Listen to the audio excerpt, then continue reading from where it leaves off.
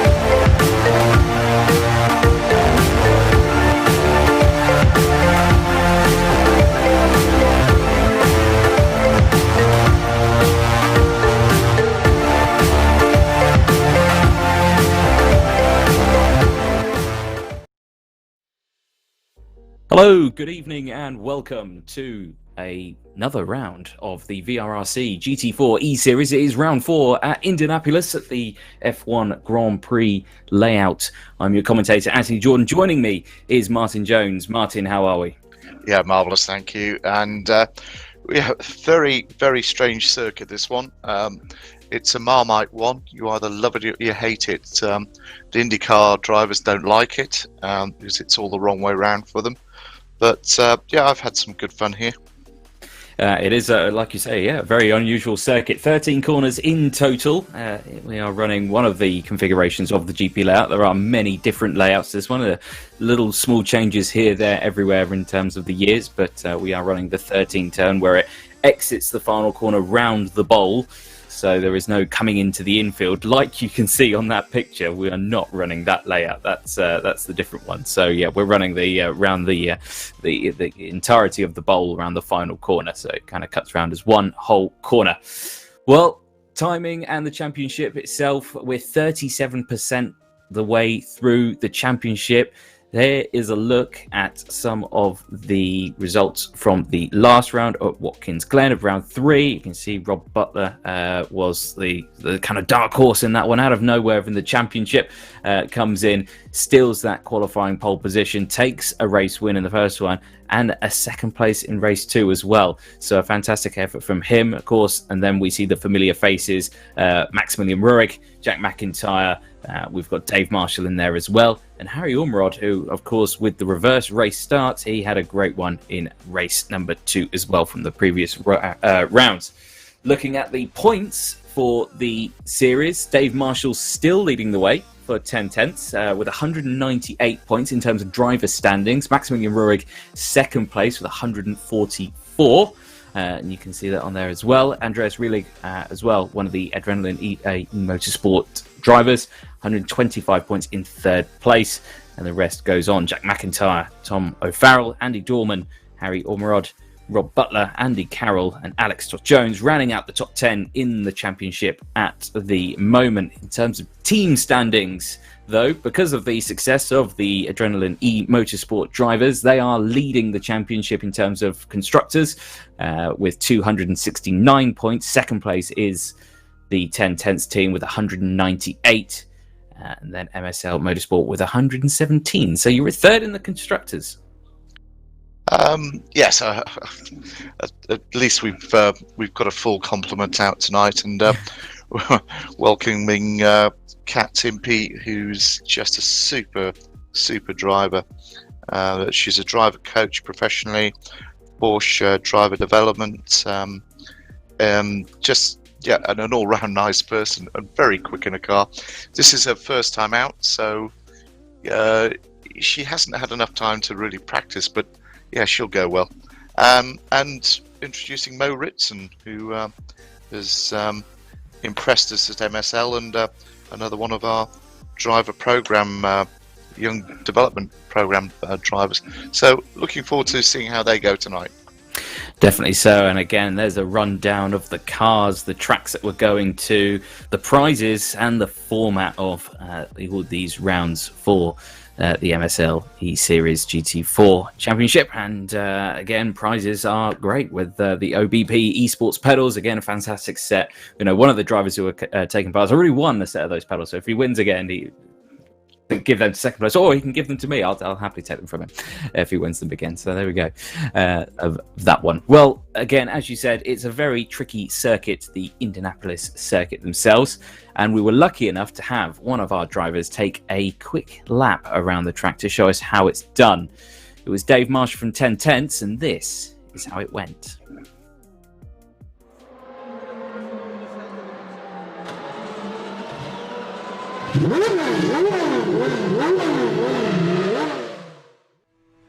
Hi, I'm Dave Marshall, driving the number 66 10 Tenths coaching M4 GT4 car. This is your course preview of round 4 Indianapolis Grand Prix track. So we are heading down towards turn 1. Super blind braking point, nothing to really aim for other than this little patch of grass here. Want to just nibble the inside of that. Round turn 2, get on the power nice and well up. Turn 3, keep the car nice and balanced so we don't lock up the inside going to turn 4. Try and run turn 4 out. See how blinding the track is at the moment with this low sun. Into turn 6, we're going to try and keep it nice and tidy around this long left-hander. We just got on the curb there a little bit and that lit the back end up. Want to try and tidy that up if we're doing a quali lap. Down the back straight here, you can see how flat the inside of this track is in the inner field. Makes it really awkward for any sort of braking points or landmarks to go off for turning. So into turn 8, turn 9's really tight into an even tighter turn 10. Going to take quite a lot inside curb. Cross turn 11. Just try not to light the back end up here on exit. Get as good of a launch down the long turn 12 onto the big embankment. This is all flat out now towards the line, so any car that we get behind here could be really valuable for a really good tour and a good possible move into turn 1. Passing the pits on our right, and there's a course preview of Indianapolis GP.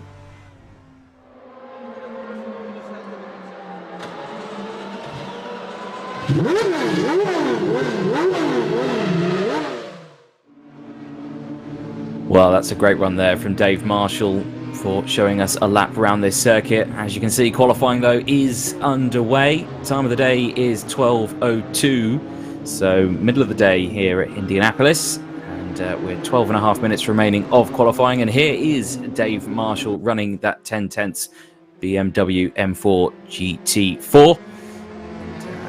See, starting their first of their qualifying times. Everyone's staying in a bit of a straight line roll here. No overtaking as of yet. Everyone kind of wants that slipstream out of the final corner. It's quite crucial.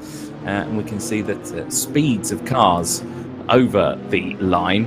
The fastest, I would definitely have to say, would be the Ford Mustang for Rich Hayden, who's the fastest over the line at the moment, who was doing, I think, 150 top speeds where everyone else is only topping around 148, 147, so fastest over the line.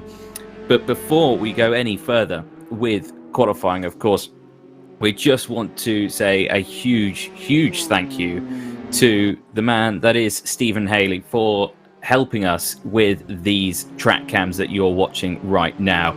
Yesterday we had a disaster. We were looking at the cameras and they were a bit subterranean. They were under the world. We couldn't see them anyway. And yeah, it was a bit of a disaster. So last moment, Stephen working very hard, managed to get us these fantastic cameras that we can see out there, with huge thanks to him. And we couldn't have done it without him. So again, huge thank you to Stephen. But qualifying, like I say, 11 minutes remaining. We're watching Rob Butler. And times, as you can see, going in fastest at the moment, Jack McIntyre, 1:29.273. So as we head through to the field, go through, if you do have any comments or anything like that, please do let us know. I have got them all kind of in front of me. I can see your comments are coming in. So Lim Doy, I can see Mercedes is going to win the race. So there you go, Mercedes kind of wanting the win on that one. Fastest Mercedes out on track at the moment, though, is Rob Butler in P14. So you could be...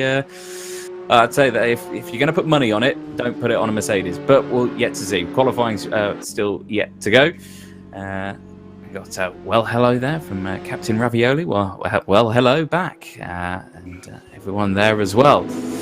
Saying this is going to be a fantastic race, and I think you are very much right. I think this is going to be a fantastic race. It's all going to be, again, when it gets to the final corner, the last corner there, all about slipstreaming. Who's going to tuck into the slipstream? Who's going to get the best out of that car? And like you say, we've seen some interesting developments in the practice times and just the speeds down some of these straights. Now, you may notice that my co-commentator Martin's been a little bit quiet. I think he's just getting his last thing sorted. I'm not sure if he's with us yet. Yeah, I'm with you here. You are here. No, I was being polite. I was listening to you. Oh, excellent. Oh, yeah, don't do that. Good. Oh no, Martin, take over. No, I think the key to this circuit is the turn 11. Get the exit right there. Turn 12. You're back on the big circuit, and it's just. The banking there on 13 is incredible, and of course we're going the wrong way round from the IndyCar sort of basis, because they do turn 1 is turn 13 is normally turn 1, but yeah, it gives you a great run, drag down to turn 1, and a lot will happen at that corner. Oh yes, I suspect so indeed. I think out of this entire circuit, there are a lot of corners that I dislike on this circuit, which I know is not a very nice thing to say, but it's just there's a lot. Turn 1 is especially one of those. You can't see it, can you? You're going down a main straight on a massive oval, one that's you're going the wrong way, and the corner just kind of dips into the right 90 degree into the infield, and unless you're eagle-eyed and you can spot the braking markers, well, I suppose there is a wall in the middle of the way, so you can't really get lost on this version. But on a different version, I know it's been quite difficult, and I've gone absolutely straight on, completely missed turn 1, and looked like an absolute muppet. So yeah, none of these drivers are doing that though. They're cool, crisp, calm, and showing us how it's done. Here's Alex Jones, one of the MSL Motorsport Consultancy drivers, driving the Aston Martin Vantage GT4. You can see him going through there in a very striking red livery that looks like it's been sorted. And I remember going back to Imola the first round, we were having the disaster of every time they had a bit of contact, it would slowly disappear, which was quite an unusual thing, but it was sorted by the guys at VRRC, and of course the guys at Gorilla Mods as well, working hard with the cars. And here's a look at Miko Rask in one of the Porsches. They struggled last time around at Watkins Glen. This time though, Merrill's up to P11 at the moment, as he's just been knocked down by Tom O'Farrell in one of the McLarens. So yeah, I think yeah. We've got Control Alt Delete on Alex's car so that we can repixelate him. Yes, I think by the hopefully no contact this time, and he gets through it all right, so it should be fine. Andreas Rilling then here at the 265, fourth place at the moment in that nice BMW. He's purple in Sector 1. As he exits, he's 25 seconds into the lap. He goes purple Sector 2 as well. I think this track's split up into lots of different sectors actually, because the Sector 1 and Sector 2 times and Sector 3 have all popped up and they're all purple. So I think he's on a flyer. We'll we'll see how it comes at the end of the lap. He is P4 at the moment, 0.2 down. I think, though, he ran a little wide there. Although I did see something earlier on in the chat saying about running wide out of the exit of turn 7, which is the corner he was just going through there.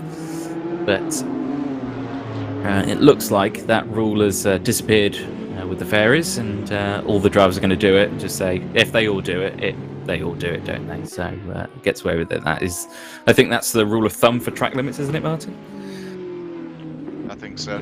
Get away with it. Get away with it. Yeah.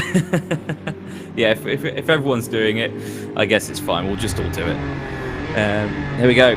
On board, Kat Impey, a driver who is making her first appearance in the championship. Was supposed to join us for the previous rounds, but unfortunately with troubles with racing rig at home, she was unable to partake. But it's all sorted. She's here now, and she's going to show us what she's got. Currently in P20, but of course she has been a very busy young driver with working hard, trying to get this sim going and trying to get it sorted out. So as you can imagine, not much practice has happened, so any track time is crucial. We'll have to keep a very close eye on Kat just to see how she goes. But again, a very nice striking MSL livery she has on that Porsche Cayman GT4.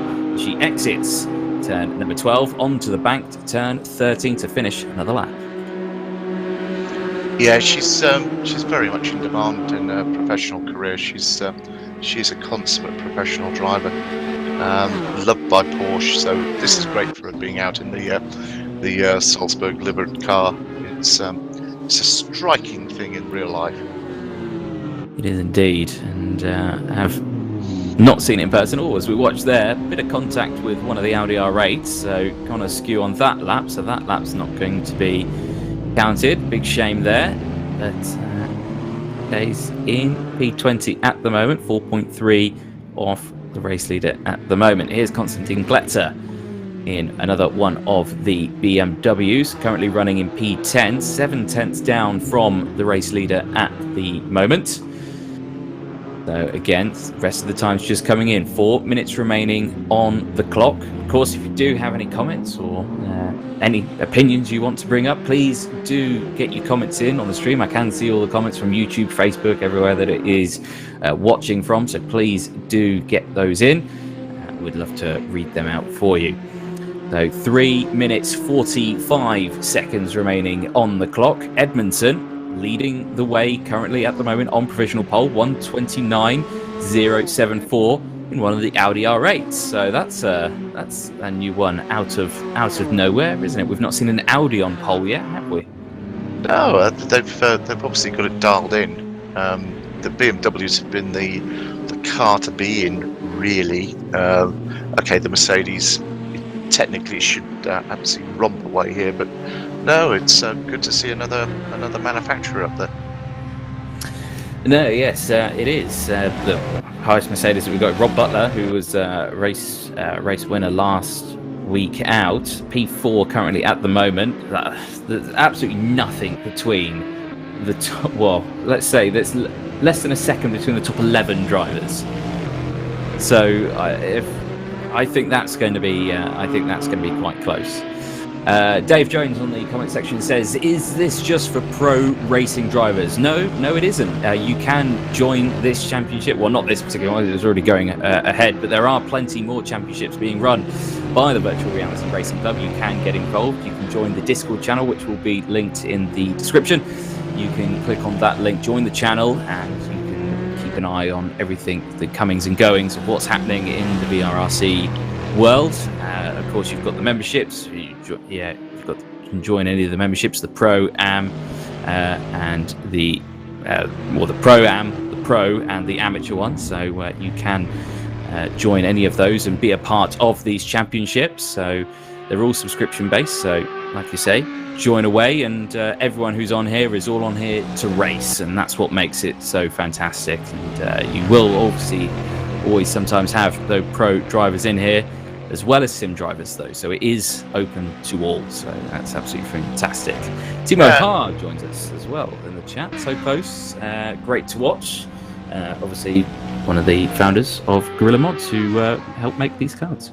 Yeah, I'm a great fan of the VRRC. They're an embracing organisation and open to all. So yeah, if you're interested, you dive in, stick a toe in, whatever you want to do. Exactly. Yeah, exactly that. Of course, you can join the Discord. It doesn't charge anything. You can join and have a look at all what's going on and take it from there. And yeah, it's absolutely fantastic. 1 minute then remaining of qualifying. Max Edmondson still leading the way provisionally with that 1:29.074. There's a look at the current times as well that we can see. I've got that on another screen of mine. I can see all the little comings and goings of the times that we've got. And we've got a little track map as well, so it kind of helps as well. But 45 seconds remaining of the qualifying. Like I say, Edmondson leading the way from McIntyre. Maximilian Rurik currently P3 from Rob Butler, Andreas Rillig, Dave Marshall, Konstantin Kletzer, Scott Thorne and Alex Troth-Jones, the top 9. Richard Hayden rounding out the top 10. This is the highest he's been in a qualifying session so far, I believe. So good for that one. Oh dear, Max's livery's not seem to be working, so we do apologise for that or anything. But still, looks striking. We'll have to keep in mind. It looks very close to Konstantin Kletzer's livery. Actually, it's very close to it, but it just seems to be blank. So we'll at least we know who that is, though. Dare I say, has hit something? Oh well. No, I think he's been all right. I did took a glimpse of this earlier on. No, it's well polished and it's all straight. So good man. Still looks good. Here's the livery that is working though. It's the Pink Pig, MSL's James Merrills. Fantastic livery in that Porsche Cayman, getting sideways through one of these corners here. What a great shot that was. Absolutely sideways. He's committed. He's a fantastic driver, James. Fully committed in and out of the car. Joy to work with. A very talented driver indeed. P12 him at the moment. Less than a second off the race leader between the 12 drivers now. As he heads around the fastest corner. Qualifying has finished. Checker flag has gone out. The rear end of the field has taken the checkered. Everyone at the front end managed to get another lap in. Andreas Rillig crosses the line. He holds on to 5th place at the moment as he takes checker flag. Konstantin Kletzer crosses the line. He can't do any better than 7th. Maximilian Rurik, though, he crosses the line and takes a pole position provisionally from Max Edmondson, who himself is on a flyer, I believe. Or he could be in the pit lane. I'm not sure. I think red means he's in the pit. So, yeah. So I don't think he's out there. So the only person potentially who could dethrone Maximilian Rurik is a driver who couldn't do it, which was Kenny Press. He was the only driver yet to take the checker flag. So the results then at the end of qualifying, Maximilian Rurik in the BMW M4 GT4 takes pole position for the Adrenaline E Motorsport team. Max Edmondson in the Audi R8 GT4 crosses the line. He takes 2nd place. Jack McIntyre in 3rd place. Rob Butler was finishing in 4th.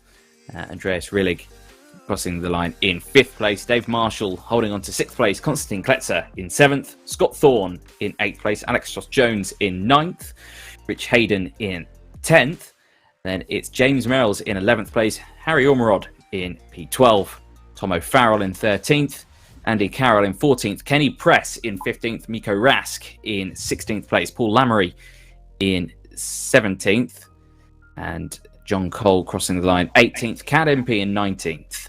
And Andy Dorman, is he out here with us? He is on our thing. So yeah, I believe we do have Andy Dorman. I think crosses the line in 20th place. Yeah, sadly, Mo Ritson is having some technical issues connecting. Really, that's a real shame. He's a quick lad, experienced on the sim. So hopefully the technical wizards can get him back out. Yes, I believe they are working on that. Right, so as we've exited that, hopefully we get to chat to some of our drivers from qualifying.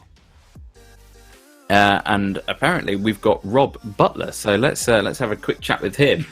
Rob, you've done well in qualifying there. You had a fantastic week last time out, having to settle for P4 in qualifying this time. How are we feeling going into the race?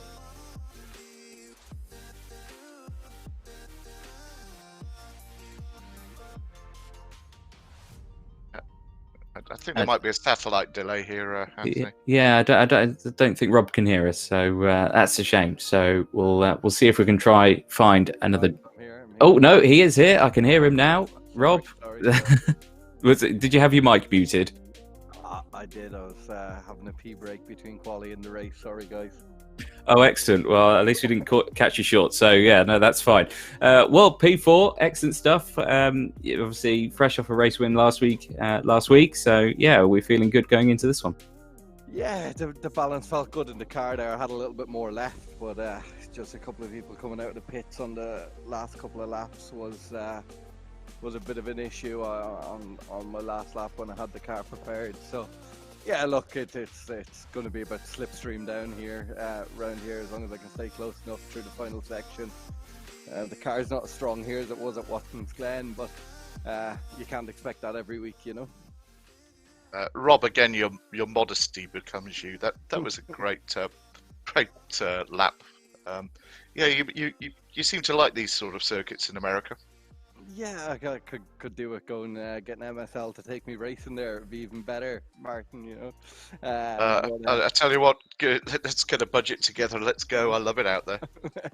I'd be out there in a heartbeat. I love it out there. That and V8 supercars, and I'm in any day of the week. But yeah, no, it's been good. Good enough run. So looking forward to the race. Good man. Enjoy. Thank you, guys. Excellent stuff. Cracking to talk to Rob Butler there, starting P4 in the first race today. Jack McIntyre joins us in the chat as well. Jack, how are we feeling going into this one? It was a great qualifying result for yourself, third place. So looking forward to this one. Yeah, it should be really good. I think you just dragged me in mid-sentence there. Sorry about that. Yeah, I mean, I'm quite surprised with the quali pace. To be honest, I wasn't up there in practice, so just somehow put a few laps together in quali. I was on for a better one, but ran out of fuel and coasted across the line, but lost that one. But yeah, looking forward to it. It's going to be a really interesting track to race. It's really wide in parts, so there should be some good passing opportunities, and yeah, we'll see how it goes. Excellent. Any plans for turn one? I know it's a tricky one. It's quite a tight entry into that one after being on such a wide section. You know, it's been common for drivers to go 4-5 wide into turn one, and then it all closes into 2 wide or single file. Yeah, it's just going to be about getting through safely. I think, like you said, the track's so wide, so people may be inclined to try and throw it up the inside of another 3 people. But yeah, just got to try and get through it safely. Got to get to the end of the race to score points. So that's what we'll try and do. Obviously, one of your main rivals, Maximilian Rohrig, just in front of you on pole position. It's going to be crucial to try and get in front at the start of this race, because obviously you were very nose to tail last time out of Watkins Glen. Yeah, it was some really good racing at Watkins. It was a shame about what happened in race 2. I was out quite early, but yeah, Max he's super quick, so it's an honour to be up there with him. So yeah, hopefully this race is just as good. I guess I'll just see how it goes. Excellent stuff. Well, best of luck, Jack, and we'll see you out there. Thanks, mate. Right. So looks like we're going. In just a moment, they'll be heading onto the grid in no time at all. Please do let us know where you are watching from. It's great to see where you are. I believe we've got some viewers from Brazil who are watching us. So well, I don't know what time it is in Brazil. I'm sure it's either very early. I think it's very early or very midday. Actually, I'm not sure. I'm absolutely spitballing. What's the time in Brazil? Does anyone know? It's be about 6 hours if it's Rio. Oh, there you go. Well, better than my knowledge for that one. Well, here we go then. Lights are on, and we're going to get race 1 underway here. Go. Here we go. At Indianapolis, it's a good start from the entire field as they head down now into turn number 1. I assume they are heading into turn number 1. There they are as we go through. Jack McIntyre has managed to get up into P3. What's happened to Maximilian Ruhrig? He's dropped down to P3 already. So McIntyre up into P2. Max Edmondson, though, leading the way at the exit of turn number 1. Yeah, that's a clean start by the look of it. I was expecting a little bit of pixelation in the turn 1. Oh yeah, we were indeed, but we didn't see any of the sort. So as we exit now onto turn number 7 on this infield straight, the next corner, left-hander of turn number 8 into the right-hander. A bit of a left section here as we go on board with third place Maximilian Ruhrig on the top right-hand screen, on the top left-hand screen. On the bottom right-hand, we're on the outside shots of Konstantin Kletzer in P4 at the moment. So it's Audi leading from BMW 1, 2, 3. And then it's 2 McLarens, Andy Dorman and Tom O'Farrell, 5th and 6th place. So a real shake-up of the field here, and I think those weight penalties are playing havoc with some of these drivers on such a fast circuit. Yeah, Edmondson is checking out here. He's really gone for it on that first lap. McIntyre, Mac is back, so to speak. It's nobody squabbling really, except for these two. Yeah, it's pretty calm all the way through the field. Everyone kind of slotting into one long train that we can see out there as we head through turn number 4 through 5, this very tight, twisty section. You've got 7 corners all within a stone's throw of each other on this Indianapolis circuit as it heads onto that infield straight again. But and a great start from Cat Impey. P13. That's a great start. Great first lap.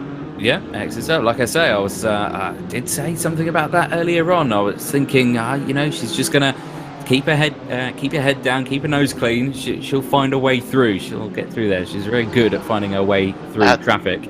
Being hunted down by Rob Butler. So that's a compliment.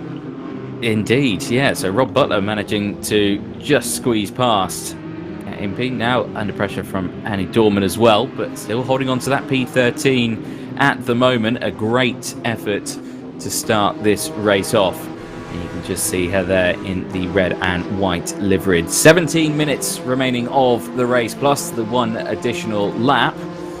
And all eyes on this one at the moment. Max Ruhrig takes fastest lap of the race, and it's all very close here for the battle for second place. Side by side, down the inside, Maximilian Ruhrig, can he get it done? Thank you very much. Takes that position off. Jack McIntyre has to concede, slots back into P3. Well timed, well executed from Maximilian Ruhrig there. Yeah, it's a great drive. He got a fantastic push off turn 13, lined it up beautifully, and well implemented. But McIntyre's not having any of it. He's coming back. He is indeed, yeah, closing back into here, down the inside through turns number 5 as they go in through 6 and 7 onto the infield straight, running as much as they possibly can. But, as they head now onto the back straight with these two squabbling away, it's allowing Edmondson again to just open that gap, and that gap's now over 2 seconds. And it's allowing Kletzer to catch up with them. So how often do we see this? The second or the third, they do have a squabble, and it allows the leader to get away, and then 4th, 5th catch up. Yeah, indeed, and we see it in karting. We'll see it in cars as well. The two scrapping away. That'll allow everyone else to close back up. Here's a look at 2 of your race winners last week out, Rob Butler and Harry Ormerod at Watkins Glen, 9th and 10th respectively at the moment, with 15 minutes remaining on the clock. Side-by-side action at the front here, and Dave Marshall and Andreas Rehlig there getting very close for comfort with the pit wall, and that almost ended in tears in a straight line. And I always say to drivers, how do you get it wrong on a straight line? But drivers do manage to surprise us. But Andreas Rehlig managing to move up into P6. Dave Marshall couldn't do anything there to hold off the charging BMW M4. out of that final corner. But as they exit through now, Dave's not one to let anyone break away too soon. I'm sure he's going to absolutely fight back ASAP. And that, of course, is allowing Rich Hayden to catch back up. P8, he's up 2 places now. As we go back to Cat Impey, P18 under pressure from Paul Lamery at the moment. He's under some slight pressure there. No, yeah, it's just staying behind, staying true. Oh, apparently she's the man in my ear telling me that Cat went for a bit of a spin. So that is suboptimal. There we go. I got it out at some point. But here again, look back at the front. Dave Marshall, 7th place. Andreas Rillig just in front. Is he going to try and repeat the favour that happened last time around? It seems to be the way forward. Max Edmondson, fastest lap of the race though, 1:29.138. It's all in the slipstream now as they exit on. Really going super defensive onto that pit wall, forcing Marshall to take the outside line for turn number 1 as we enter now side-by-side contact. They managed to get through in one piece though, but here comes Hayden. Yeah, Rich Hayden's got the old muscle car going, that's for sure. Yes, indeed. That power of that Mustang closing in on these two, scrapping away in front. Adrenaline E Motorsport versus 10 Tenths. Who's going to come out on top at the end of this race? 13 minutes. And we'll find out who comes out on top on these two. Well, depending or not, if we get the Riggs VRRC machine closing in as well, as again just squabbling in, jostling side to side. Who's going to break latest into the corner? Are we going to see a lunge down the inside here from Marshall? No, stays behind, thinks against it. That turn 8 corner is quite a tricky one. It looks inviting, it looks fast, but it tightens on you, and it is a very tricky back end after this circuit, isn't it? Yeah, it is. Turn 8's virtually a left turn. It is indeed, and then of course it can set you up beautifully for the right-hander, but then you're immediately into a very tight left-hander again, and it's just left, right, all the way to the oval section again. So it's a very tricky section of the track. Edmondson again, fastest lap of the race, 1:29.085. He's extending his lead now, 2.6 seconds from Maximilian Ruhrig in P2. McIntyre is just under, or just about a second off Ruhrig now in 3rd place, so that's been a disaster there. They've managed to open up. Little mistake from Marshall though, now under pressure from Hayden, and that's been an absolute disaster for Marshall. He did say in his video, you got to watch out for these curbs, it can massively unsettle the car, and we've seen it there now as he's trying to re-close that gap up to Rillig, who's pulled away, and Alex Toth-Jones has taken a small excursion from the circuit there. That didn't look good. I don't know what he's done to himself there, but just sounded like he's made a move on coal and it didn't work. So oh well, can't complain if they're trying. No, exactly. It's if you're no longer going for a gap, you're no longer a racing driver. A very famous quote from one such driver. 11 minutes remaining on the clock then of this race, plus the one additional lap. Max Ruhrig holding on to P2 at the moment, but he's not closing that gap up to Edmondson. Edmondson has checked out here as we go on board with Rob Butler, P10 at the moment in the Mercedes, the highest of the Mercedes out there at the moment. Here's a look at Kletzer now putting on the pressure to McIntyre, so closing that gap up there and really putting on the pressure. The 10 tenths drivers struggling around this very tricky circuit. Yeah, it's not happy, that car. Okay, he's got some success ballast, but it seems to want to go sideways on him. It does indeed. It's all about setup. Now, these drivers do have a completely open setup for these cars. They can change everything about them. So, of course, with all these drivers doing that, it's allowing just the knowledge of the drivers with the car, the setup wise, of getting the most out of the car. So, you know, these drivers are working really hard to do that, and putting in the practice. And I know that some of these drivers have been incredibly busy leading up to this race and have not managed to put in as much practice as they'd want, and that, you know, can always be a challenge for drivers coming in on a day. But as they go through, McIntyre looking like he's faster through the final sector, though. He's really opened up that gap back up.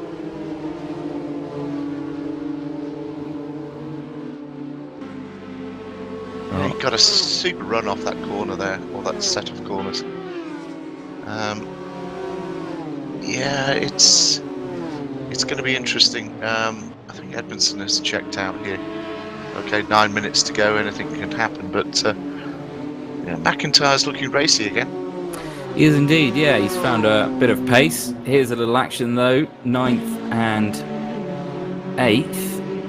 And that's Butler going down the inside of Ormerod, having to concede that place, so being pushed back to 9th place. 8 minutes left on the clock, or just under 9 minutes left on the clock, as you say. As these two still scrapping away, P9 and 8 would go on board with Ormerod here as he's trying to find a gap through. Lots of different racing lines here. You can see a much later apex from Ormerod there as he exits, and again very wide from Butler, using all the track and a little bit more there to gain a good exit, but as you can see, not gained much as they head through now into turn 8. Ormerod running wide there, so a little deep under braking. Gets the second apex, taking lots of curb on apex number 3, then it's apex number 4, and now it's on to the fast bit. This is the bit that I'd be good at. It's just put your foot down and go for it, isn't it? Absolutely. And here we go onto the main oval circuit. This is just great. Look at this. I've been here for the Indy 500, and all of those grandstands are absolutely chocker. I came here for the Formula 1 race, and there was 120,000 people here, and it seemed empty. It was almost soulless. Yeah, I've been hotting up on the old Wikipedia page, and apparently it can hold 200,000 spectators, and of course we haven't seen a group of 200,000 people in a set of grandstands at a racetrack in quite a while. Obviously, with what's going on, you don't see anyone in the grandstands. So yes, they've got the capacity, but not the occupancy at the moment. But here's a look at Andreas Rillig. Lots of support for Andreas on the stream. Please do keep your comments coming in. And piling on the pressure to the McLaren of Tom O'Farrell. O'Farrell goes defensive on the inside. That's going to compromise his exit here. Potentially get a switchback on turn number 9 on 10. Can't quite do anything here. So well positioned McLaren there, holding on to P5 at the moment. But of course, as we exit now onto the oval, it's going to be who can achieve the higher top speed. Looking at the timings, the McLaren is slightly faster in terms of top speed, so it's all going to be down to slipstream. Can he try and get that toe and close that gap? And it doesn't look like that's going to be possible. No, it's that McLaren's slippy. It is indeed. Dave Jones says, I think Audi might take it with a gap of 2 seconds. It's not opening up, it's not closing. That it's a good prediction, the fact that Edmondson's still leading the way comfortably, but not breaking away as much as I think he'd like. Maximilian Rohrig still piling on the pressure in second place, as we look at McIntyre here in third place, still under pressure from Kletzer, but still looks like it's still everyone just slotting into a single file, no one going for any moves yet. There's plenty of time, but yeah, Kletzer's only half a second away, and I dare I say he'll be doing some sort of dive into turn 1. I suspect at some point, maybe on the last lap, we'll see a generous lunge down the inside. I mean, we'll see what happens. Paolo on the stream says that looks like it. I think the balance difference is about 40 kilos between Max on the BMW. So there you go. So Max, of course, he's got that. He's got the weight on the car. So yeah, that can be a massive pain. Max Edmondson again, fastest lap of the race, Fastest lap. 1:29.0. But here is a look at Andreas Rillig, who has got a killer slipstream out of the final corner, side by side now with O'Farrell. Gets past on the straight, but who's going to be the latest of the breakers? It looked like they braked at exactly the same time. O'Farrell dives to the apex and holds on to that one. So it's a good attempt. That's attempt number 1 for Rillig. I can't wait for attempt number 2. And there it is, actually. It's coming now. Yeah. Whoops. It looked like actually he ran a little bit wide there. Went a bit too deep under braking, tried to go the long way round, maybe try and get a switchback. Didn't work out that time. So O'Farrell still holding on to 5th place. Rillig then having to wait another turn. Dave Marshall in 7th, trying to capitalise. He's going to be closing in on these two as well if they keep scrapping like this. Yeah, O'Farrell's just positioning his car beautifully here. Great lesson in defensive driving. Yes, indeed. As we go through this section now, a lot of the drivers finding this section the trickiest.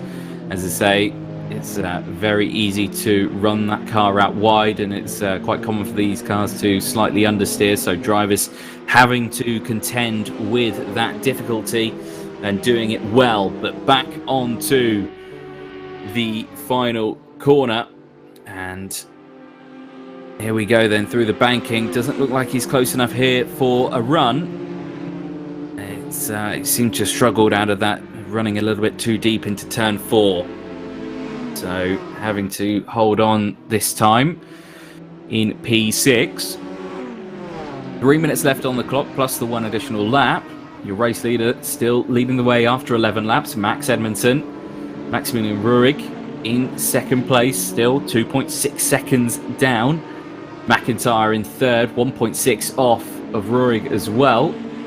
So Edmondson still leading the way. Then it's Kletzer, O'Farrell, Rillig and Marshall, who are watching here. Butler, Ormerod, then it's Dorman, it's got Thorne, then it's Andy Carroll. Rich Hayden's dropped down to P13, so I'm not sure what's happened there. Merrill's in 14th place with Todd Jones, so the 2 MSL drivers nose to tail there. John Cole, 16th place, then it's Rask, Press, then Impey, and then Laramie. So rounding out the 20 strong grid that we've got here. 2.5 minutes left on the timer, as there's a lot of chat about ballast. So a lot of drivers have got the ballast. Of course, it's down to the championship standings of who has got what. That's how it determines it.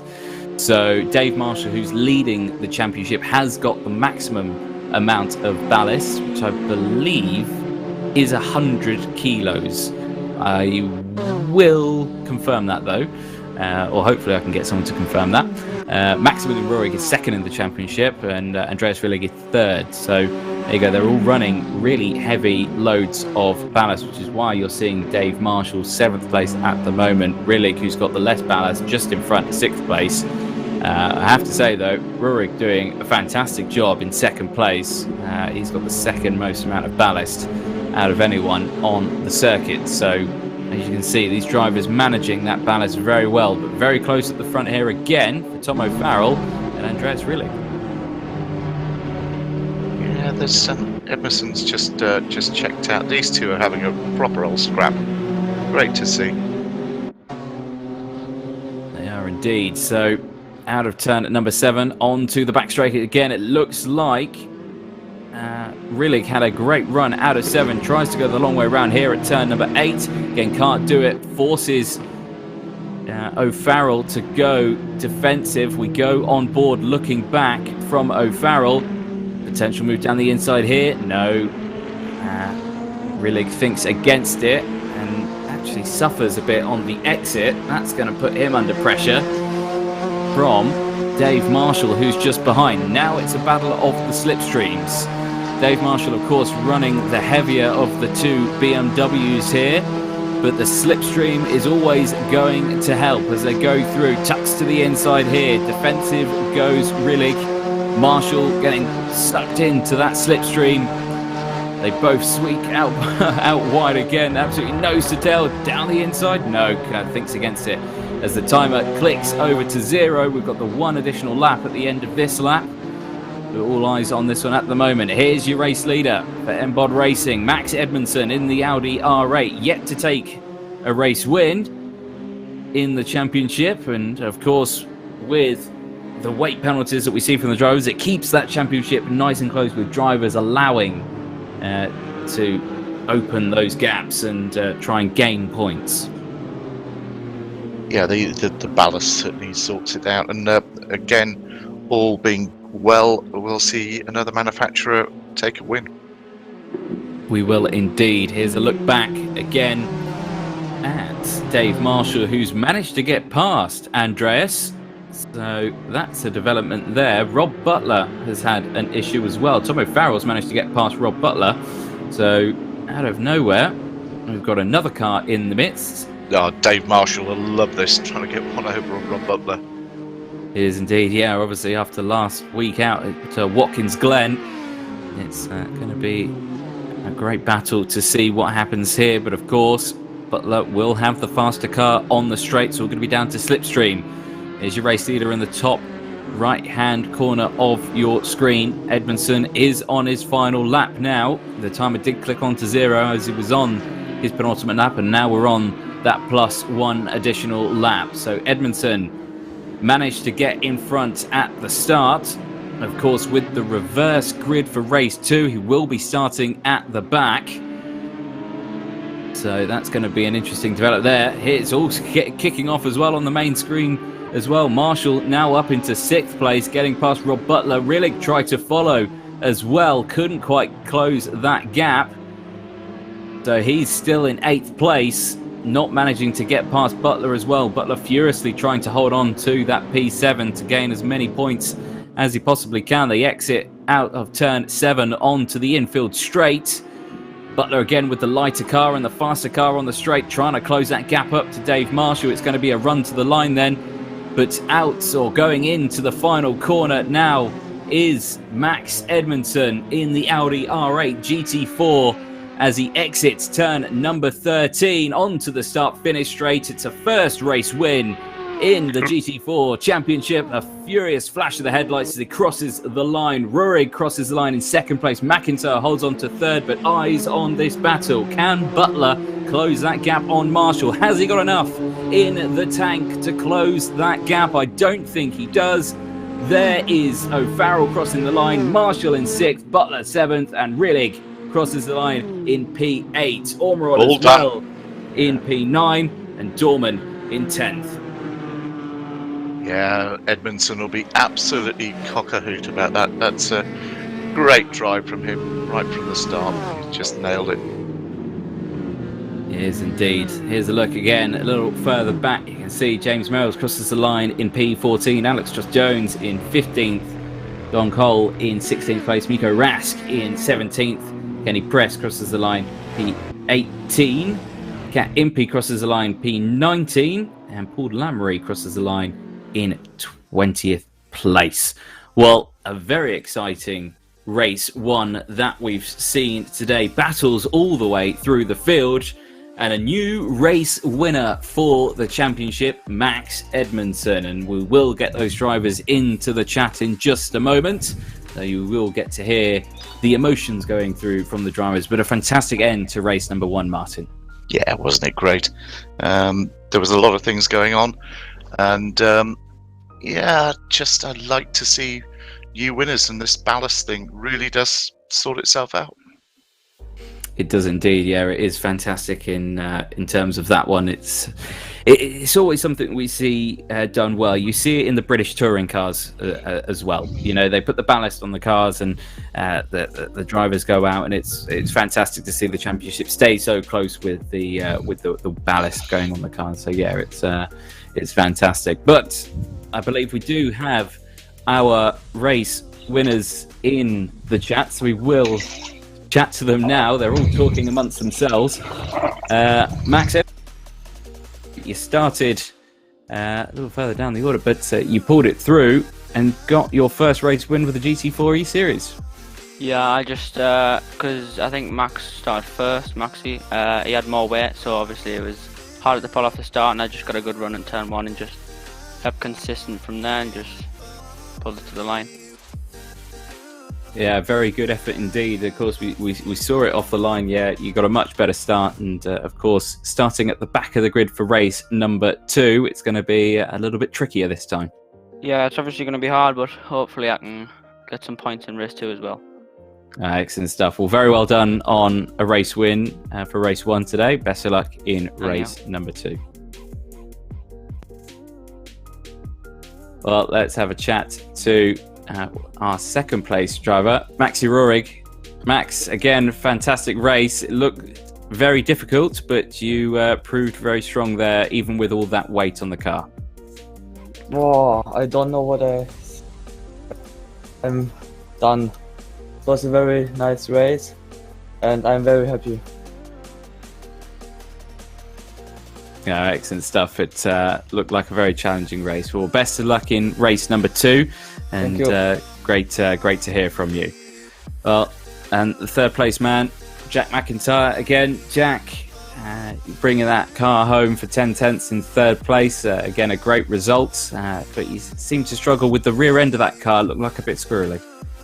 Yeah, a little bit lively. I went the opposite way in terms of fuel this time and way over fueled it by accident, so get that dialed back for the next race. But yeah, good job to the guys ahead. They drove really well. Couldn't really fault them, couldn't catch it. So yeah, we'll see how reverse grid goes.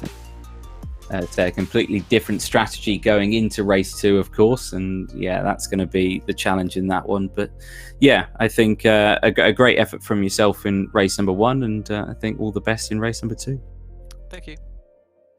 Awesome stuff. Well, great to hear from our top 3 for the race. And of course, race number 2 will be heading onto the track in just a moment. I believe they're all lining themselves up on the grid as we speak. And it will be about 4.5 minutes, I believe, until race start. So we will we'll head to a quick look at some of our sponsors for the championship.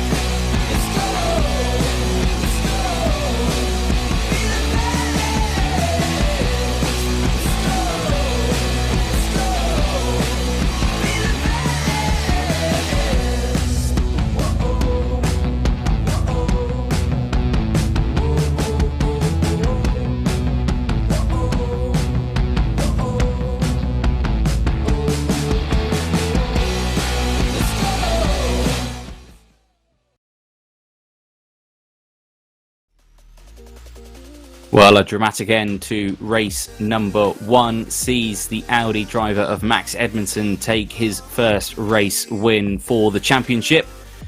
And again, we see the common trail of BMWs taking 2nd, 3rd and 4th that we've seen very familiar views of throughout this championship. Race 2, though, is coming up very soon, a reverse grid of the results from race 1. And Martin, what are your predictions for this one going to be? Chaos. Absolute chaos. Yeah, the purist in me doesn't like the reverse grid from an entertainment point of view. I love it. And turn 1 and 2, look out. A lot of fast people coming through. Well, there is talk of reverse grids potentially happening within the world of F1. I know I've seen something in a book somewhere along the line. So, yeah, they are getting popular, these reverse grids. Well, you may as well put sprinklers on a corner then. That is a common one. So, we have seen it in previous things in terms of karting or anything like that. So, yeah, sprinklers on corners. I think that's a great idea. Why don't we do it more? Yeah, well, whatever. It's all about television and advertising and commercialism. I love it in this series. It's just hilarious, and the implications of it aren't as serious as in the real world, where you've got multi-thousands pounds worth of damages. No, exactly. Let's see what goes on here. This is going to be great fun. Well, new driver, or for this round, Cat MP will be starting on the front row, second place in this race. Obviously finished P19 last time around, so that's going to be an interesting one. What do we think we're going to see from Cat? Well, hopefully, if she's got a few connection problems at the moment, so I'm just hoping she's going to be there. What have I just said? No, commentator's curse. It's happened again. I should just stop talking, I think. No, keep going. Oh, right, dear. okay, well, here we go, and we are just awaiting the red lights. I think we've got a few minutes to go. Oh, here we go, we're off. There you go. You thought we had a few minutes. Turns out it's now a great start from Rich Hayden in the Ford Mustang. Almost collected the back of James Merrills as they exit out of the slots and down the straight, and that's Mika Rask sideways and falling down the order, and it actually says he's in the pit lane. And here we go. Carnage, here we go. This is reverse grids in sim racing, folks. That's absolute disaster. I think your prediction of carnage was too true, and there's another BMW facing the wrong way. Oh dear, we've lost about 5 or 6 cars in 2 corners. Yeah, I think I've got that right. Yeah, I do. Oh, look at the constant clean Kletzer. Absolutely flat out on the ground. Oh, it looks like he was going for another spin as well. There we go. So eager to get going. Well, that's really shaken up the results. We've got another Audi R8 on the front row now in terms of John Cole, but Alex Soth-Jones in the MSL Motorsport Aston Martin P2. Yeah, I quite like that. I quite like that. Yeah, no, it is a good thing. There we go. There is Max Edmondson, the race winner last time out, P10. It looks like he's managed to get his way through the carnage, I think, that unfolded under the first few corners onto the banking now, back onto the oval, and it's all going to be a slipstream game now. Who's going to get the better slipstream now, as we're nose to tail? Edmondson behind the championship leader of Marshall, who's got all that weight on the car. Marshall goes super defensive. We go on board Edmondson here. It's going to be who's going to be a later of the breakers. Switches to the outside line, goes Edmondson. He's going to try and take the long way round. Is it going to pay off between Andy Dorman and Dave Marshall? It doesn't. No, he has to stay behind in 10th place, but Dave Marshall moves up into P8. Yeah, that was almost a, dare I say, a Vettel thing, where his car finished, where his helmet finished. He sort of stuck his nose in there and hoped for the best, but it all came out quite tidy. John Cole with a problem. Looks like he's had to dive into the pit lane. Oh no, it isn't a dive into the pit lane. It's a spin in the middle of the track and collects. Looks like that was Miko Rask again, who's had a disaster in race 2 in that Porsche Cayman. So that's a disaster there. But again, eyes on here. Oh, everyone constantly closing in on each other. Who have we got here? We've got Edmondson, we've got McIntyre, we've got Butler, are the 3 on your screen here. There's a look at O'Farrell just ahead of this group as well. He's under pressure from Ormerod in the other BMW, and as well as Dave Marshall as well. So all carnage here, nearly 3 wide at the front of this group here. You can see a pack of 3, a pack of 4. Butler going to the outside now on the banking of turn 13. Can't take that road. Slots back in behind McIntyre. McIntyre now having to go defensive. Takes that inside line. Butler along though, side by side, but 3 wide here on the bottom right-hand corner of your screen. 3 into turn 1 won't go. No, it won't indeed. Who's going to come out on top? O'Farrell again comes out on top. Marshall holds on to P5 or moves up into P5. Umrod having to give up that position. Marshall goes the long way round the outside of O'Farrell. Doesn't work. Now under pressure again from Umrod, who looks down the inside here at turn number 4. No, can't quite do it. O'Farrell holding on to that one then in P4. Edmondson, though, P7 is now on the trail of this battle, and he's going to want to capitalise on this ASAP. Well, do you know what? It could stop now from a purely selfish MSL point of view, because we like winning. We do indeed, yes. So, we have got a driver who didn't appear on the grid, but has managed to make up a few places. Kat Impey has joined us, despite clicking Alt F4. She has joined us. Yeah, she started from back of the grid, which is really unfortunate. She's having a great drive. Yes, she is indeed. So P13, after all that carnage that happened through the first couple of corners, and more carnage in the background as well. And I think that was who was that? I think that was Kenny Press in the Chevrolet who'd gone askew. But here is Ormerod under pressure from Edmondson, P6 and 7. Absolutely nose to tail as they go through. O'Farrell's looking around the outside of Marshall, who's moved up into P4. Marshall holding that inside line. Edmondson, though, looking for the outside line. Can he do it? No, he can't. O'Farrell goes wide. Ormerod goes wide.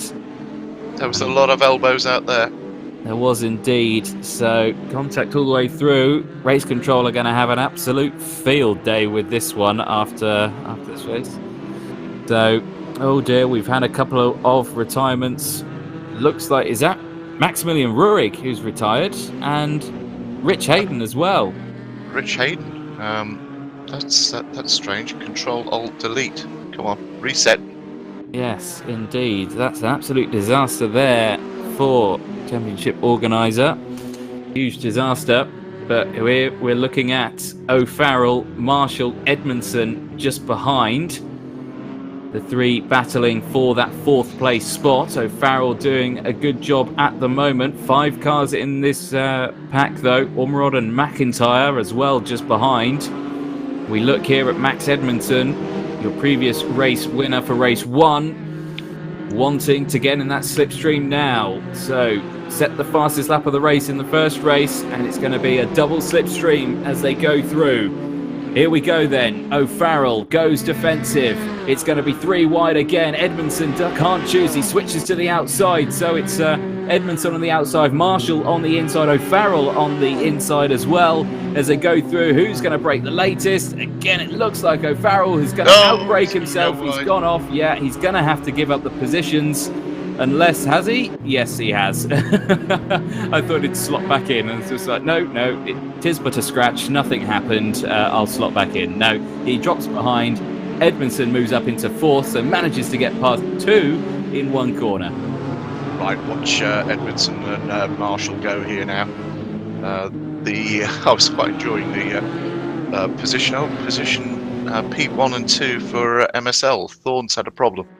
Yes, indeed. Oh, O'Farrell in the background getting untidy and having a little bit of contact there with one of the other drivers, so dropping down the positions now. But yes, as you say, after 4 laps, Alex Toth-Jones, MSL, is leading the way.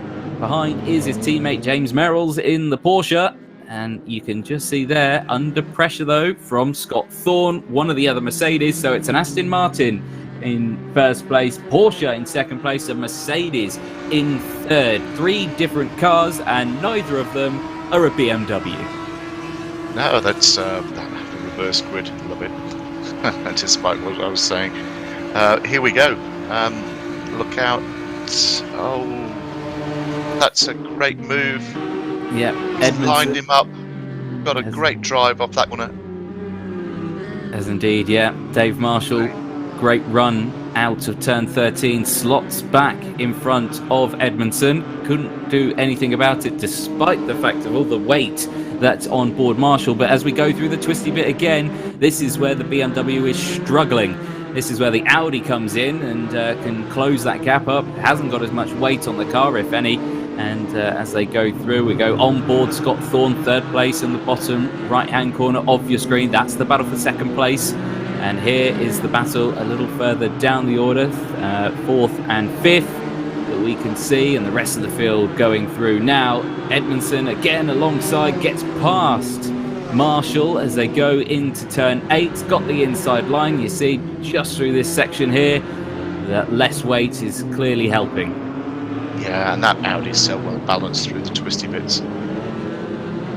It is indeed. So again, on to the back straight we go, onto the oval we go. You see on board in the top right hand corner of your screen, Scott Thorne in that slipstream of James Merrill's. That battle for second place still hotting up. Marshall looking like he's nowhere near close enough to make a lunge this time. Here's a look again a little further back. Jack McIntyre, again one of the other 10-10s, piling on the pressure to Harry Ormerod, who's in P6 at the moment. Can't quite do anything about it, as they all just go single file, slotting through in towards turn 1. Good shot there as they were diving down for T1, wasn't it? Absolutely brilliant. And James Merrill's, he's just driving it like he's nicked it. It's absolutely brilliant. Well, hopefully he hasn't nicked it, because the Porsche police will be on his case in no time at all. Look out, Thorne's all over him. He is indeed. Thorne looked like he'd gone in a little bit too hot there, a little bit deep. Couldn't quite do anything there, so has had to settle again still for P3. These two behind, though, looking like they're catching up. We could have a four-way battle for P2 in a few laps, so we'll have to keep an eye on that one. But we're half race distance already completed, less than 10 minutes plus the one additional lap remaining. All eyes still on this battle for second place. Edmondson up into P4 again, has managed to get past Dave Marshall, who can't quite hold on to that one, but still very close. Harry Ormerod's managed to get past McIntyre as well. So there's been a significant retirement by the look of it. Rob Butler is out. It looks like a DNF. Indeed, as well. Kat Impey as well has also struggled. She's saying she had connection issues going into this second race, which is why she started at the back, and it looks like the Gremlins have come back and unplugged the Ethernet cable. So huge disaster for Kat Impey with her first running of the day. Such a shame, because she was really getting to grips with the MSL Cayman.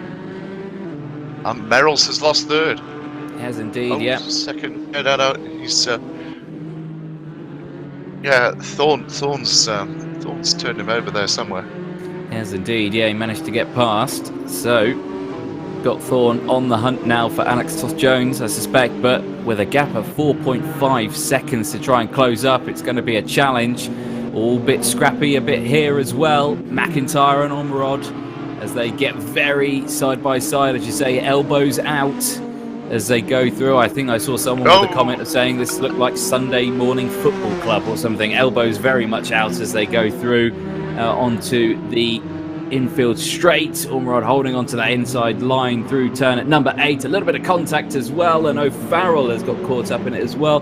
Couldn't capitalise on it, went into the back of McIntyre as they go through now onto the outer loop, and McIntyre furiously flashing the headlights. On board then, who is this? Dave Marshall, who we're on board with behind Max Edmondson. These two here wanting to close in on the two in front of James Merrill's and Scott Thorne. We go into the braking zone. It does look like they're closing that gap, because Merrill's hasn't let Thorne get away. Yeah, Edmondson's just put in the fastest lap of the race. Yes, indeed. He's really on it. He is on another one, and this will be good for Dave as well, because Dave's just going to try and follow as best as he can, because obviously with the carrying all the weight on the car, it's going to be a tricky one to keep up. That was Kletzer under pressure from Andy Carroll, or John Cole I should say, and John Cole goes for a spin. So the other MBOD Racing Audi in P14 at the moment, struggling around the Indianapolis circuit. Yeah, the members of the golf course won't like where he's been. No, indeed. No one likes a lunge on the grass, but here's a Oh, lunge. there we go. Down in towards turn 8. Edmondson moving up into P3. Merrill's now having to defend from Marshall, who takes that outside line through turn 10. Can't capitalise here as we head in towards now through turn 11 and turn 12. On to the oval now. Side by side, Marshall looking like he's gone the long way round onto the banking, moving up into P4. Here's Andreas Rillig in the other Adrenaline E Motorsports BMW. Currently running in 9th place at the moment, but doing a stellar job. Side by side though, Merrill's and Marshall. Merrill's with the inside line. It's going to be who can break latest. Again, is Merrill's going to hold on to this spot? See, tucks that nose down the inside. See a flash of pink in the mirrors, but Marshall holds on to it. Yeah, fair play. That's nice and fair, kept it clean. Here's again another look at Andreas Rillig, who's under pressure from Andy Dorman and Andy Carroll as well. That's a big spin. It was indeed a big spin. It did look like a little bit of contact there, potentially from... he got pushed out there. Yeah. Did look a little bit elbows out, didn't it? So a major malfunction there for Andreas Rillig. Now P12 in the BMW. But again, race control will be looking at that one at the end of the race. So a disaster for Andreas. Again, James Merrill's now P5. Still in good contention with some points. Alex Toth-Jones, he's still got a gap of 5.3 seconds, so looking very comfortable with under 5 minutes remaining. I've not mentioned him at all, so let's leave it at that. Just James Merrill's has been on fire because the Cayman isn't suited to this place. The Cayman's a fine beast, but this shouldn't really suit it. But James has done a great job. Yes, indeed. Yeah, the Porsche struggled at Watkins Glen, you know, a fast sweeping circuit, and of course with Indianapolis, another start, and that's Scott Thorne. Oh, Scott Thorne. Our third place driver or second place driver has had a disaster and gone for a spin. Now in P8, so drama at the end of the race with the front runners. As McIntyre in 6th place, trying to still get past Ormerod. Can't quite do it. Ormerod putting on a great performance here, taking that inside line through turn number 7. Can McIntyre take the long way round? Because they're all going very wide at this corner here. And he's got the favourable inside line now in towards turn 8 and gets that done. Oh, they're having a great scrap. Really having a great scrap. They are indeed. 10 laps completed. And that gap between Edmondson and Alex Toth-Jones is 6 seconds now. I don't whoa, what's going to happen at the front? It's opened up. Alex is on a flyer at the moment, keeping his head down and clean. So a great run there, but still eyes on this battle for 5th place. The BMW's scrapping away. We've not seen a race with the BMW spread out so much. No, this is the joy of the reverse grid. It's not suited the BMWs. And look, you've got 4 different manufacturers, 5 different manufacturers, 6 different manufacturers in the top 10. That's great. It is indeed. So the weight now starting to kick in on these drivers, and of course with the fuel and tyre degradation that these drivers have got, they've got to watch out for that one. These drivers, with the carrying the more weight on the car, they're going to be scrubbing those tyres a lot more than what others would be. And of course, with all the drama that happened at the start of the race, with drivers spinning around and going untoward and all of that, drivers have scrubbed off a lot of tyre wear very early on in this race. Scott Thorne again using all the track available to him, plus the little bit of the grass, and still holding on to P8. putting on the pressure to Tomo Farrell after that spin earlier on. On board McIntyre now, who's all over the back of Merrill's as they exit out of turn number 11 on towards turn 12. And on to the banking. What's going to happen here? So Merrill's goes defensive. We know that the Porsche struggles on the straights. The BMWs are quick round the outside. Merrill's has taken the inside line, but there's nothing he can do. McIntyre just sails around the outside, or almost sails around the outside. They're actually still side by side. It's going to be a hoof later on the brakes again, and it's going to be McIntyre who gets the jump on Merrill's, who's now under pressure from Ormerod. So still P5 for Merrill's. The two 10/10ths drivers now of Marshall and McIntyre, nose to tail, are now going to work together to close that gap up to Edmondson. But with 1 minute remaining on the clock, that looks like a hard thing to do. And what's happened? Oh, somebody went really wide there. It was Marshall. Yeah, Marshall with a mistake. I don't think he was helped by his teammate. If he was, I'm sure there'll be a very interesting conversation after this race, which I'd love to hear. But it looked like just a potential mistake from Marshall, who's now had to concede another place to Tomo Farrell. So now all the way down in P7, just with a little mistake like that. That's how close this grid is. I'm just wondering if he's got some sort of technical issue, because Thorne's going to be right on him in a second or two. You've got to remember, Marshall's got all that weight on the car as well, so he's got a very big challenge ahead. So Merrill's now back into P4, holding off from Harry Ormerod, who's in P5 at the moment. 13 laps completed. Edmondson closing that gap up. 4.5 seconds is the gap now to the leader from Edmondson's and Alex Tox-Jones. So still getting a little bit closer at the front.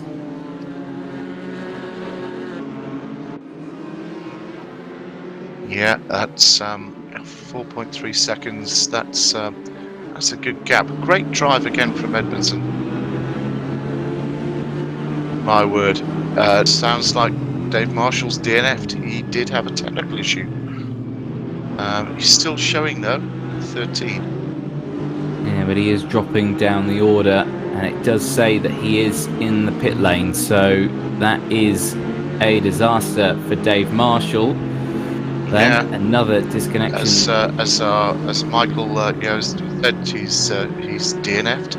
Yeah, he's accidentally lent on the power button on the PC, so that's a disaster.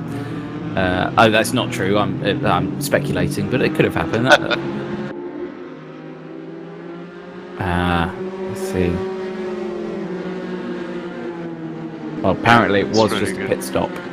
So it would be really great to see Alex Toff-Jones with nothing in front of him. If we can get an onboard from him, that would be a great shot. But he's got to be coming close. Last lap. Indeed, yeah. White flag is out. Last lap board is out, and Alex Toff-Jones leading the way there in the top right hand corner of your screen in the red Aston Martin MSL liveried car. We're looking here at James Merrill's as well, the other MSL driver, P5 at the moment in the Pink Pig Porsche Cayman GT4, heading through the infield under pressure from Tomo Farrell, but holding off at the moment. But Alex Toth-Jones on the infield now in towards turn 8. He's only got a few more corners to go. The gap between himself and Max Edmondson, who took a race win in race 1, is still 3.6 seconds behind. So unless he runs out of fuel, it looks like this is pretty signed, sealed and done for Alex Toth-Jones, who now enters the banking onto the oval section. One more corner to go, and it's a very fast and a very easy one onto the start-finish straight. It's been a Audi for race 1, an Aston Martin for race 2, and another new driver takes a win for the VRRC GT4 eSeries Championship, and a fantastic running for the MSL driver, and a fantastic effort for James Merrills as well, who just takes 6th place. Tom O'Farrell just managed to get past, but Edmondson takes 2nd place. McIntyre takes 3rd. Harry Ormerod, again, a great running, takes 4th place. And Scott Thorne crosses in 7th. Dorman in 8th place. Carroll in 9th. Then it's Kletzer in 10th after having a big spin on the first lap. Miko Rask, again, 12th place. He had a disaster at the start of the race. Kenny Press under pressure from Dave Marshall. This is the battle for the last remaining cars on track. Lamory has got the run. Marshall, can he try and get past? It's the final battle on circuit. It's still a close one. I don't think Marshall's got enough in the tank to close that gap. So Paul Lamory is going to take the 14th place on the race. Dave Marshall crosses P15, and another new car takes a win here from this championship. Fantastic. Yeah, get in there, Alex. That's a great drive and perfect timing. Took advantage. Really enjoyed that for him. He's a great lad and loves Aston Martin as a brand. Loves driving them as well in real life. So yeah, could be better. Thank you. And James Merrills, what a great plucky drive that was. He was right in the thick of the action. So a happy MSL here. I suspect so indeed. So all of our drivers, of course, returning to the pit lane. We've got them in our chat, so we will have a quick word with them in a moment. But again, a fantastic end to race number 2 here at Indianapolis. Disaster at the start, but yeah, we got through it. Let's see then what our drivers had to say. We'll start with our race winner, a new race winner for the championship, Alex Toth-Jones. Alex, a fantastic race, a win for you, a win for Aston Martin, and a win for MSL. About to say that I didn't hear.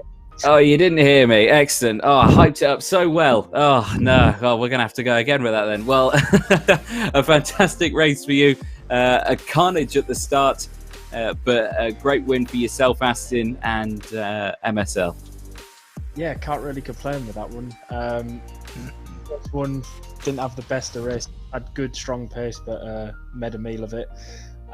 Knew though that in the second race, starting around the top 5, I could win.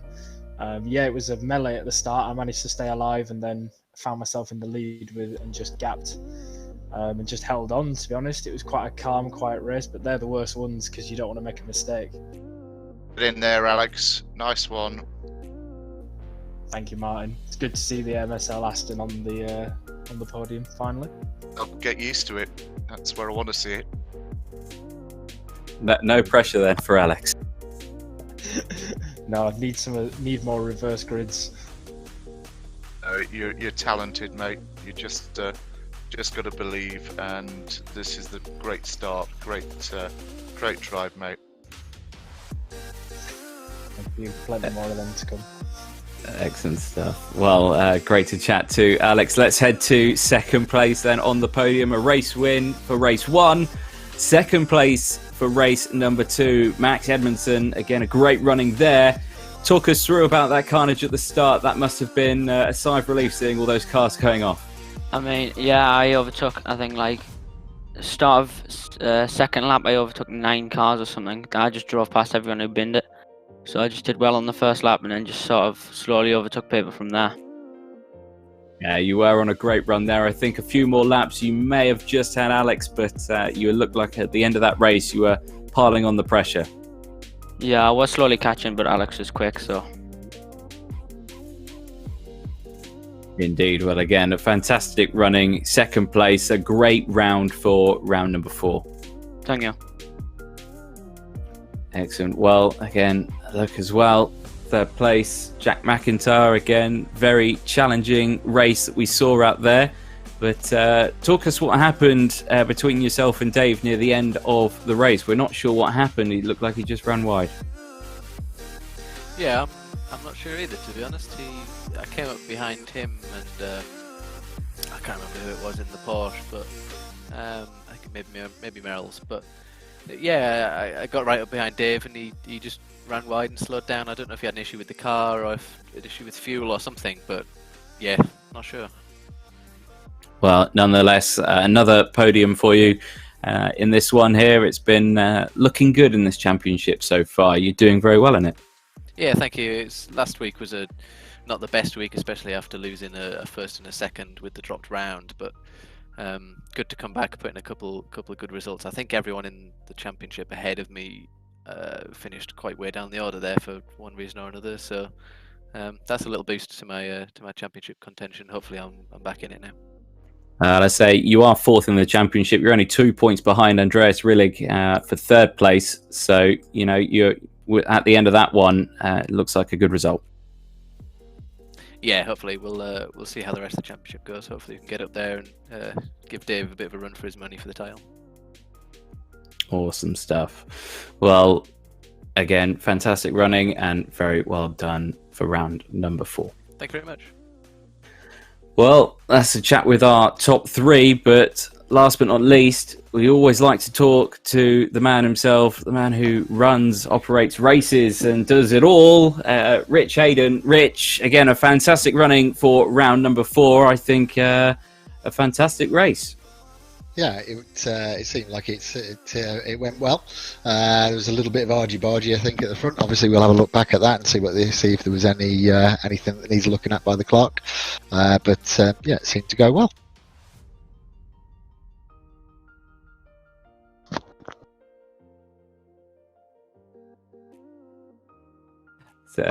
Indeed. So, no, a fantastic running on that one. Again, it looked carnage at the start, but I'm sure from a driver's point of view, it just looked like the Red Sea parting for some drivers. But yeah, I'm sure you're going to have your work cut out looking back at all that. I'm sure we will get some contact from drivers to ask us to look at stuff, yeah. I am currently looking at the chat and I can see many comments coming in already about it. So, yes, I'm sure you're going to have fun with that one. Indeed. Excellent stuff. But again, a huge congrats on the championship so far. It's been a great running for this one. And yeah, can't wait for next week. Yeah, me too. Yeah, onwards and upwards. Let's crack on, get everybody practicing again, and look forward to next week's race. Awesome stuff. Thank you very much. Thanks, guys. Well, then, after chatting to our top 3, again, a huge result for the end of the races as well. 2 new winners in the championship, Max Edmondson and Alex Toth-Jones. 2 different cars as well. We've always seen a sea of BMWs, but now we're starting to see the other cars come into fruition, with the weight penalties that are going on, with the ballast, excess ballast. It's really shaken the championship up. Yeah, it has, and I just, Dave Marshall, that was the first bit of bad luck I've seen him have. But, it just adds to the championship, the spice of it. And, yeah, really looking forward to next weekend. Myself included. It's going to be, I think, a stormer next weekend. So make sure you do tune in for that one next week around same time here on the MSL Motorsport or the Virtual Reality Racing Club's GT4 eSeries. But from myself and Martin Jones, a huge thanks to everyone who took part today, the drivers, obviously the viewers as well, for your comments coming in. Thanks to Simply Race, Mike Yao, for providing the stream coverage for us. But thank you from myself and everyone here. Have a good evening.